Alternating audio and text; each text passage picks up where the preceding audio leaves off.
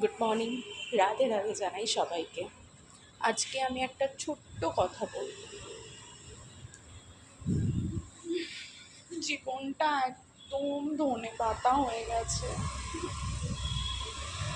হ্যাঁ, আগে আমার মা বলতো আমি কিচ্ছু পারি না, আমি হচ্ছে অকর্মের টিকি, কোনো কম্মে লাগি না, শুধু হাওয়ায় উড়ে উড়ে বেড়াই।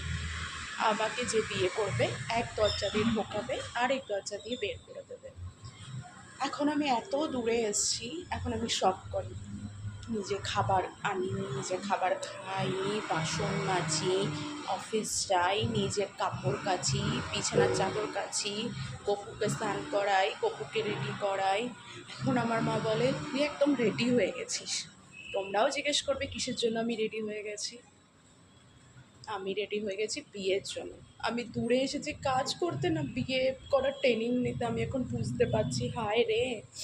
কিন্তু আমারও মনে হয় এখন আমি বিয়ে করার জন্য রেডি হয়ে গেছি। কিন্তু বিয়ে করার জন্য রেডি হওয়ার জন্য এত দূর এসে নিজের কাজ নিজে করতে হবে, এত কিছু করতে হবে।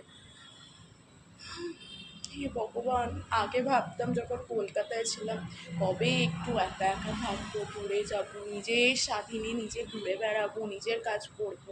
মা বলতো পারবি না পারবি না, বলতাম কেন, সব পারবো। এখন ভাবি না, পাচ্ছি না মা, আর পাচ্ছি না।